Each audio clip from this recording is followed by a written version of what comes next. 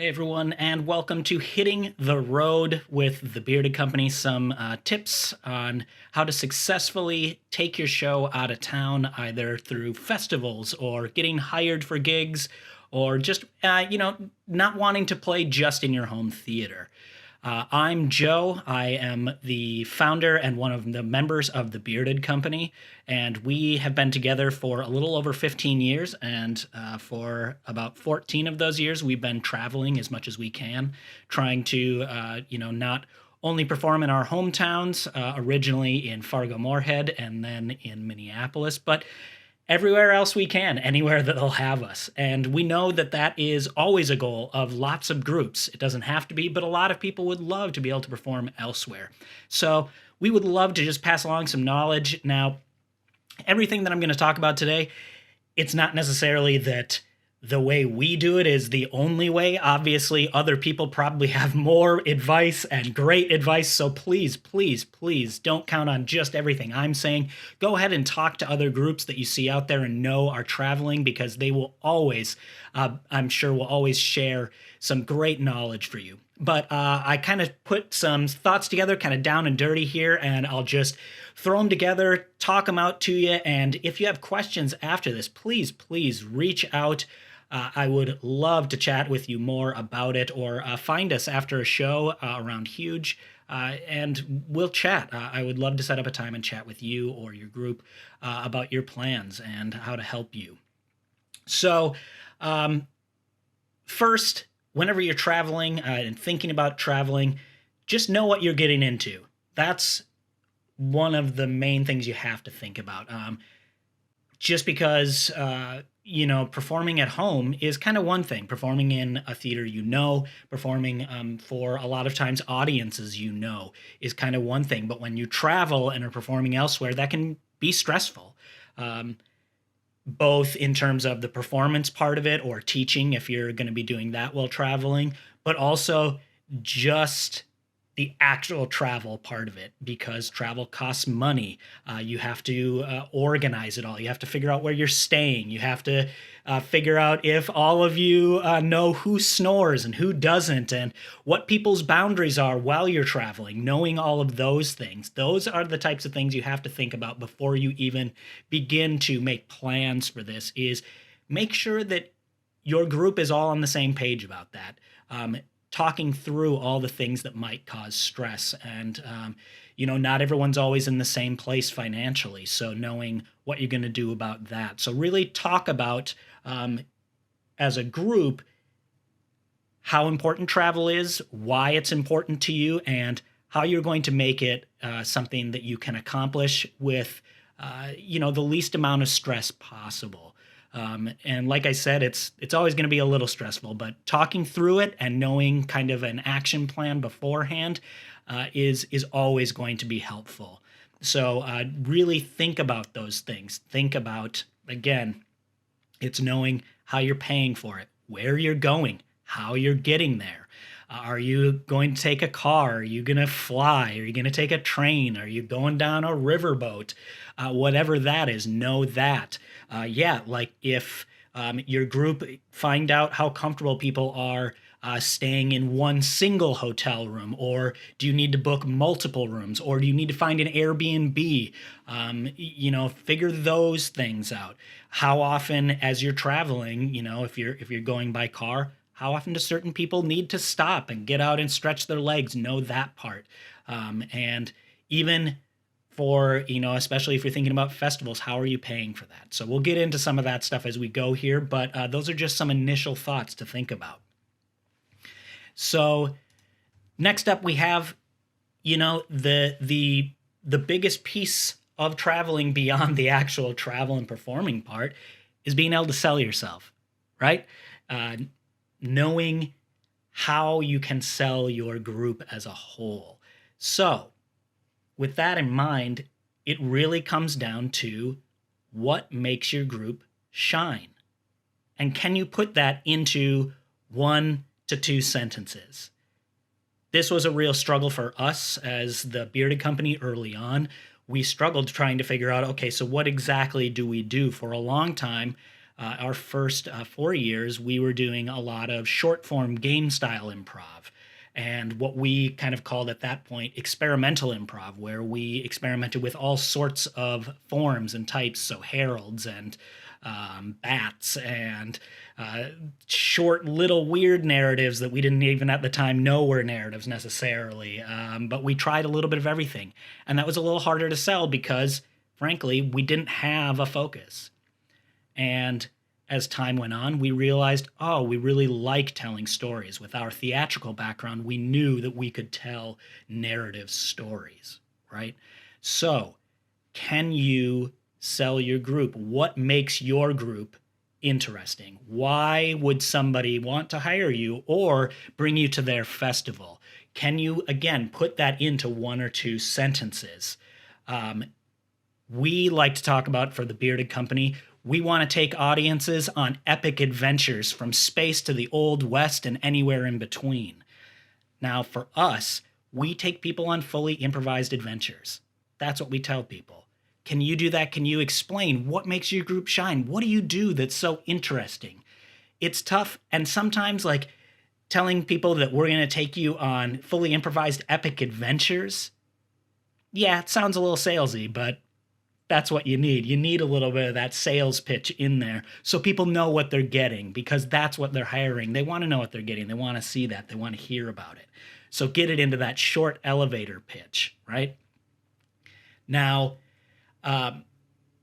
beyond that, when you're trying to get out there, you want to go somewhere. We live in an age of technology. Everyone's going to try to find you, right? So, do you have an online presence? Now, it doesn't have to be a website right away. I think websites are a great thing to, up the ante a little bit to show, like, yeah, we really mean this, but you don't need it. You really don't. You can, and I think it is helpful, but are you online and searchable at all? The nice thing about so many of the social media platforms right now is they are optimized to help get you searchable within Google or any other search engine. Ask Jeeves. That's old. That's late 90s, early 2000s. I don't know. I am old. But yeah, please, make sure you have an online presence. People are going to look for that. So try to put something online so people can search for you and just see that you exist for real. They want to know that they can look you up and find out a little more. They want to do some of that research on their own, right? Because you can tell them, who you are and what you do. You can do that little sales pitch, but then beyond that, they're going to want to do their own research. So give them something, put something out there so that they can find you and kind of do their own background check to see who you are, what you do, kind of what's happening with your group. So make sure you have some kind of online presence. It's really, really helpful. There's even a website called the National Improv Network. I highly recommend getting on there and putting your group in there, because the National Improv Network, many of the festivals around the country have quick apply links through the National Improv Network. So once you fill out your group's bio, then you can just submit directly from there. It's really slick, and it gives you a place to hold some of your group's information. Another piece with festivals especially, but even for folks that are going to hire you out for shows, is, do you have at least one performance recorded that you can share? Doesn't need to be 4K quality, but it should showcase your group well. Now, like I said, doesn't need to be 4K. I would say, honestly, a lot of the Bearded Company's performances that we have available online, not 4K. That's totally fine. People understand that you're filming an improv set. If it does look 4K, nice. That's just like a little extra cherry on top. People will respect that. However, they just want to see what you're all about. They want to see that you have been out there, that they can at least kind of get an idea of what you were telling them in that initial sales pitch. They want to be able to kind of see it for themselves. Again, it's that online presence, being able to do a little research on their own. This is something almost every festival asks for when you submit for a festival. Almost every single one asks for, I think it's usually about a 30-minute clip of what you do. Can they see a show? because that's what they want to see so that they can understand how it'll fit within their festival and if it will fit within their festival. So just try to make sure you have at least one performance recorded and that it's shareable somewhere online. There's lots of services out there. You can put it up on YouTube. I believe Vimeo still has free accounts, and Vimeo does a nice job with that. We have a lot of our stuff on Vimeo. But just find somewhere where it can be shareable. So if someone asks you, hey, do you have a recorded performance? Absolutely, we got it right here, and you can just send them the link right away.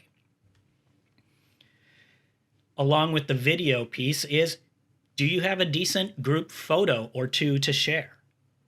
This is, again, another important part of that online presence about being able to sell your group, showing that you take it seriously. That's what a lot of festivals and potential customers that are looking to hire you are looking for. They're looking for that professional appeal. Now, just like the video, your photo doesn't need to be perfect. If your group can afford to hire a photographer, yes, go do it. Totally worth it. And there are lots and lots of photographers, usually within your own community, that are available and will give you a good rate on doing group photo sessions for you. Now, keep in mind, you want to make sure that you're respecting the photographer, respecting their rates. They'll give you what they feel is appropriate. Tell them what you're looking for. Are you looking for just one photo, or are you looking for a series that you can use for a while so you can have a few different versions? If you're not able to hire a photographer right now, that's okay. I totally understand that, and we as a group have been there as well.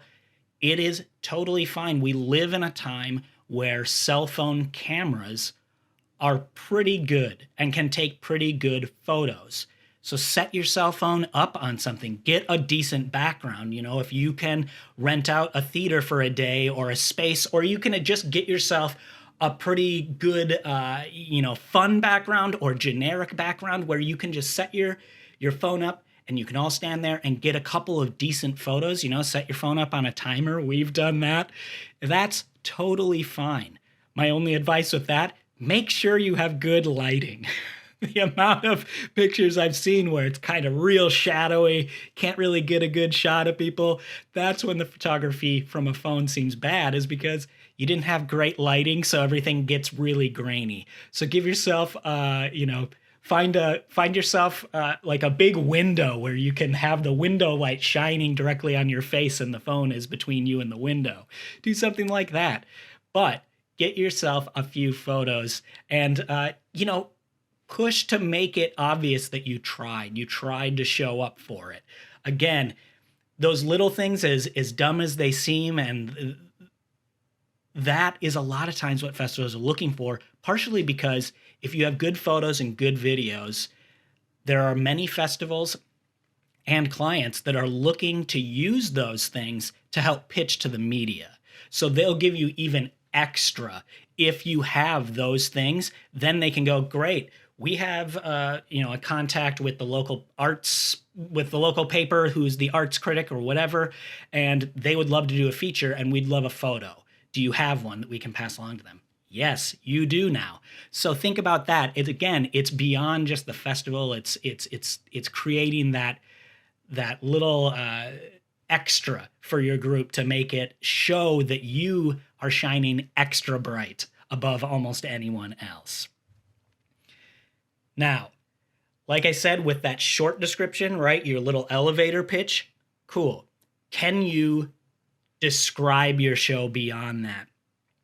And with this, the key is to have a short version and a long version, just like that media piece, right? Sometimes the media is looking for a slightly longer description and sometimes even longer than that. So give yourself a few of those. This is a good way of testing how much you really know your show and being able to really describe it. So this is a good test, not just for this, but just for your whole group to go, okay, so what is our show exactly? What do we do? So, just like you had that short sales pitch, this for the media, sometimes the media needs to fill a slightly shorter or longer slot. So you give them a couple of descriptions. There's a sales pitch, which is real short. Then there's one that's maybe a little longer, and then one that's maybe a little longer than that. It's like 40 words or 60 words, and then the longer one is like 150 words. So can you fit those gaps? Because they might just need to be filling a certain amount of space. So, for example, we do a show, Swords and Sorcery, the Improvised Fantasy Campaign. And for that show, we have a short description, right, that is, we are going to take you on a fully improvised fantasy adventure where the fate of our hero is decided by the roll of a 20-sided die. That's it. That's the whole thing. But you know we can go longer than that. So we're going to take you on a Swords and Sorcery is a fully improvised fantasy adventure that takes you on, no. Swords and Sorcery is a fully improvised fantasy adventure where the fate of our hero is decided by the roll of an actual 20-sided die. Our heroes will bring themselves through dungeons and to mountaintops, fighting orcs and saving villages. And nerd or not, there's something for everyone. So for us, we give them that little extra thing and plugging on the end, because for us, we felt like, oh no, we might lose people that think, oh, I don't know Dungeons and Dragons. That's totally fine. Saying that little clip of nerd or not, there's something for everyone. We hope that we're going to get a couple of people to go, okay, I'll give it a shot. So think about that. While you're traveling, so kind of back to the actual travel aspect of this that I know you're looking for, not all this other stuff, but it's all important, I promise. But for traveling is set small attainable goals. You don't need to book a tour with 15 stops right away. I promise you, you don't need to. Say, sit at the beginning of the year with your group and go, okay, what do we feel like we can actually do? What are people's schedules? How much time do we have? Can we get stuff prepared for this? So do we want to say, we're going to shoot for one festival this year, and we're going to shoot for one that's only, 6-hour drive max. So if you're in the Minneapolis area, it's okay. We're only going to go, to maybe Iowa, or, maybe we'll extend it a little bit and we'll go to Nebraska, or we'll go to maybe Chicago, somewhere like that. You're keeping it within a smaller area. Think about that, set those goals and make it easier on yourself. You don't need to do multiple trips in a short period of time.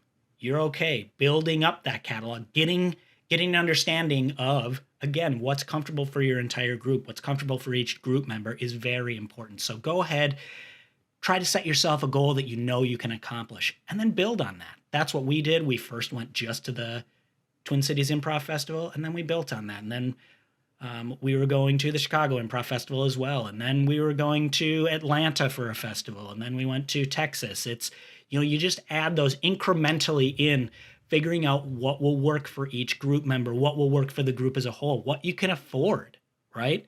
Coming back to that, thinking about that, making that plan.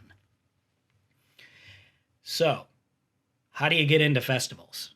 I gave you all those other tips, all those things of, having photo, having video, being able to describe your show and your group. But for festivals in particular, it's all about submitting. Now, I mentioned the National Improv Network. Go check it out. It has a list of all the festivals that are happening around the United States, and a lot of them are on there. I would say the majority of them are on the National Improv Network website. But go in there, see what's happening, find out. The submission fee is usually pretty small. It's, $25 to $50 a lot of times. Go in, submit. Now, I will tell you, you may not get into every festival you submit to. We absolutely did not get into some of the festivals we've submitted to over the years, and that's totally fine.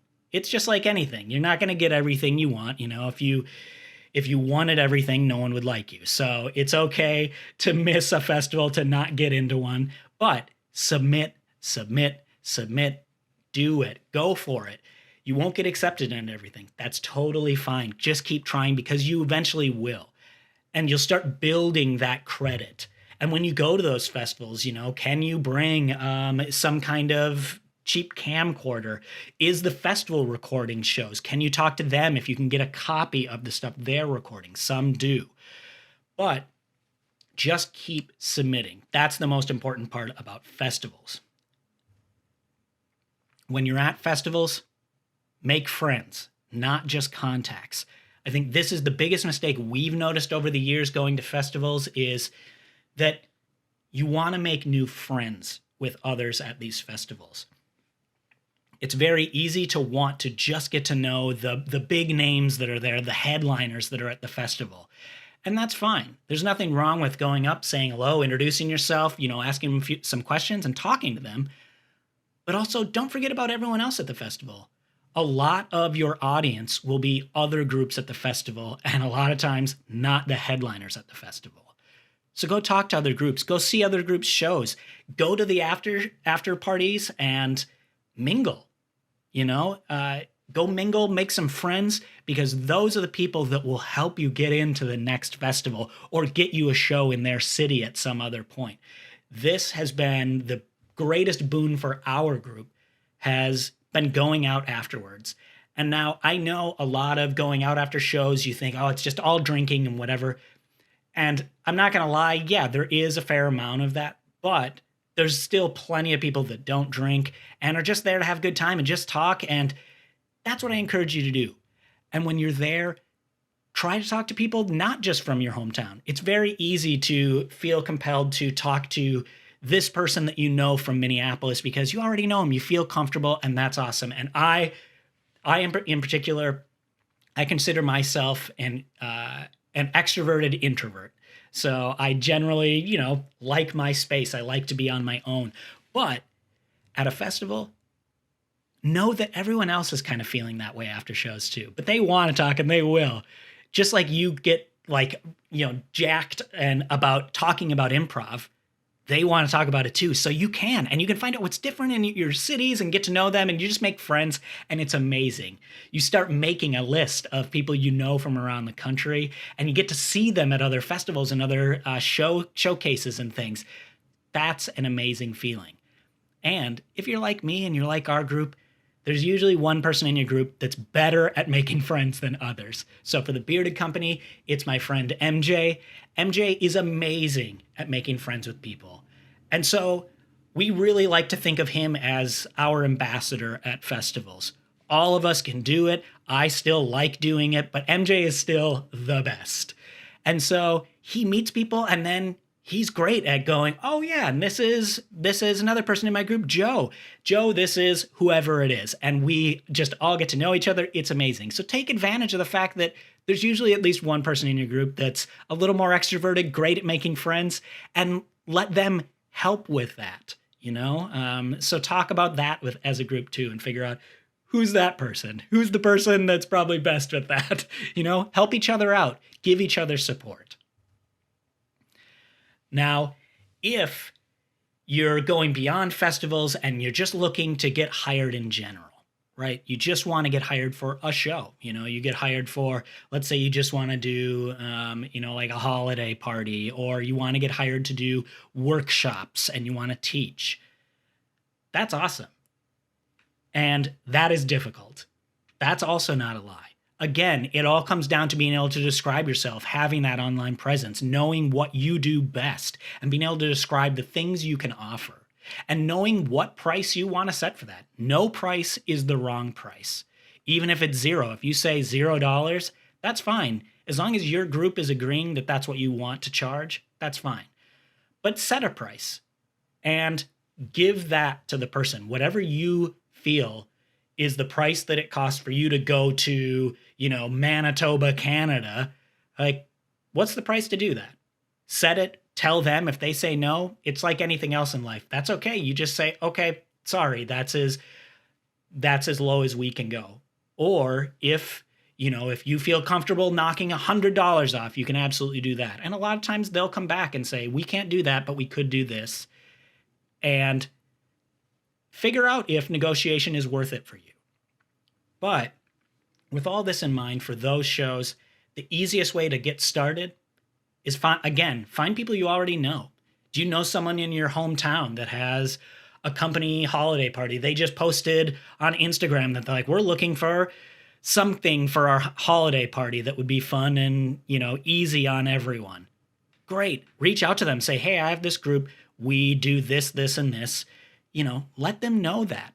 If you know somebody in your hometown that owns a space, like an art space, we've done that. We've had people in our hometowns that own like quirky little art spaces that only fit like 30 people, but they're like, yeah, we have the arts community here is really excited about learning some new things. They would love to learn improv, and we bet we could get you a couple of workshops, and we'll split the house, half and half on that or whatever. Do that. Take advantage of those early moments. It might seem like, this, I'm going back to my hometown. Ugh. No, go for it. That's okay. That's the way you get in, because again, that's just brand building. That's just building for your group. That's being able to say, yeah, we did this. We just taught these workshops in wherever, Minot, North Dakota. We taught 3 workshops on improv. Some other company isn't going to know, like, oh, that's your family friend. Like, who cares? You just say, yeah, we had a contact there. They reached out to us and we did 3 workshops. Awesome. And again, this is a learning experience for you as well. So go for it. Use connections you already have. That's my advice, because those connections end up giving you word of mouth.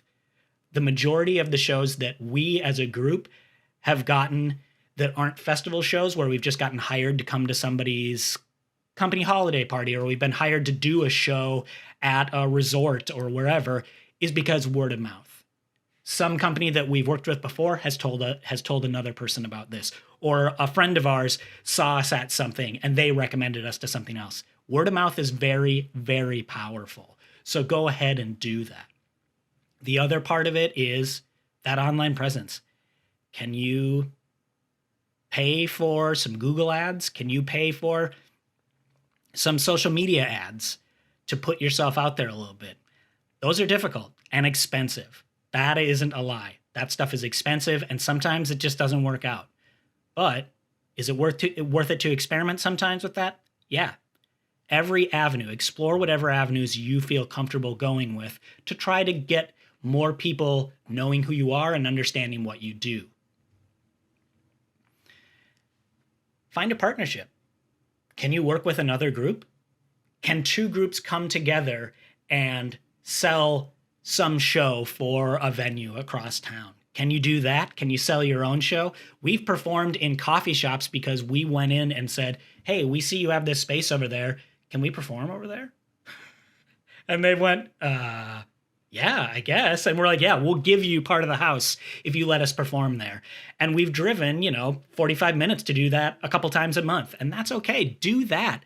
Again, traveling doesn't necessarily mean you have to go across the country. It can be across town, just getting out of your home theater, but giving yourself that bump where you're like, yeah, we don't like, yes, you've seen us at Huge, but now you can see us at this place. So think about that. Where else can you go? Can you make partnerships with other groups, other companies? We just did a partnership recently with a local a cappella choir, and they wanted to see how it would be if we did improv with a cappella _. That's fascinating. I love that. Take advantage of interesting deals like that. Sometimes it's going to work. Sometimes it's not. We've definitely had some duds, but sometimes it's stuff like that that's amazing, and it ends up being years and years of partnership. When you are done with a festival or with a show where you've been hired, submit feedback or share feedback or ask for feedback. Most festivals will ask for it after the festival is over. Some won't, and that's okay. But feel free to share feedback. I think feedback is another one of those things that you're not getting through to somebody if you're just telling them, hey, you did a shitty job at this. No, it is like a lot of things where sharing your feedback, you want to make sure it feels constructive, because that's how they'll take it to heart. That's what we always try to do. We've had shows at festivals where we were like the 1:30 in the morning show at a sidebar where we had 5 people at it, and we traveled 8 hours to that festival. And that's feedback we gave them later, where we told them, your festival was really fun. Like, we loved the after parties and we enjoyed meeting this group and this group, but we felt really slighted by being put in this weird sidebar that nobody really knew about at 1:30 in the morning. Share that feedback. Let them know that you put in a lot of work. You know how much work they put in, so that they can feel like, okay, like this is something we can improve for the next year. We've had lots of festival producers tell us, give us a big thank you and have adjusted things in their festival the next year because of feedback we know we have provided and other groups as well. So feel free to do that. And then after shows where you were hired, ask for feedback. I know that is hard to do, and you don't want to hear sometimes the shitty feedback that you might receive. And sometimes it's not great. We've definitely done shows where we've walked away and went, okay, that could have been better, but we still ask for feedback because we want to know what they thought and how they felt about it. Because that's important. If they feel like you took it seriously, even if they didn't love it that first time, they might rehire you still because you're the easiest person for them to come back to because they already have a relationship with you. We've done that. We've had shows where we've been, yeah, that was okay, but we still got hired the next year because they already knew us. They had a relationship and we made it easy to work with us. So make sure you ask for feedback and share feedback. Finally, the hard part of it. How is money handled? Every group, this is tough. You know it in real life with anything, with roommates, with family, whatever. Money is always a tough thing to deal with anybody, but especially a close-knit group. But it's worth the conversation to talk about before you start traveling is, how are you going to pay for something? Are you all pitching in? Are you just a group? You're all pitching in money and one person is just taking the money and paying it from their personal account? Are you creating a business? I believe there's another Artist Summit thing on how to run your improv group like a business. Go check that out. I'm sure there's probably information in that about the business. I can also answer questions about that if you'd like. I will go on for hours. But money, how are you handling it? That's something to talk about with the group. Figure out who the point person is. And when the show is over, when the festival's done, if you were paid, how are you distributing that? Talk about it before the show, before the festival. Talk about what the distribution is going to be so that you don't get afterwards and then go, well, I feel like I did this and I did that. Like, talk about it beforehand. Is somebody doing some more of the actual administrative work? Do they deserve a little more because of that? Or is somebody doing more of the tech stuff? Or is somebody driving their car so they deserve more of the money? Are they doing this, that? Talk about all those scenarios. Or are you just saying, no matter what everyone's doing and how this is handled, we're splitting it evenly. Everyone gets the exact same amount. No matter what your solution is, just make sure you talk about it and agree on it as a group. Trust me, it will make it way easier and you will feel much better about it. So. Well. Here we are at the end. I tried to make this quick and easy and as simple as possible. Traveling, again, is not always easy, but it is a blast. Being able to perform somewhere that isn't your home stage, a lot of times it gives you a rush of adrenaline that you haven't felt since the first time you jumped on stage ever. So I highly encourage you to go travel, go find places that you can perform, go submit to festivals, do whatever you can to get out of your home theater. That's okay. That's awesome. And also, if you decide traveling just isn't in the cards for you right now, that's totally okay. Don't feel bad about that. It's a lot. Again, it's stressful. We have stressed about it over the years, over the past 15 years of traveling together. We've stressed a lot and we've run into a lot of things. So just know you're not alone. It's tough for everyone. But go out there, have a plan, get your stuff together, and have a great time. Being somewhere else is always fun, and making new friends is a blast. Again, feel free to reach out to me or any of the members of the Bearded Company. We would love to chat with you more about this. I'll put the information right here, right in front of me, and you can go find us there. You can also go to our website and contact us through that. But feel free to reach out to us. We'd love to chat more, and we hope you have some fun and safe travels out there. Now go hit the road.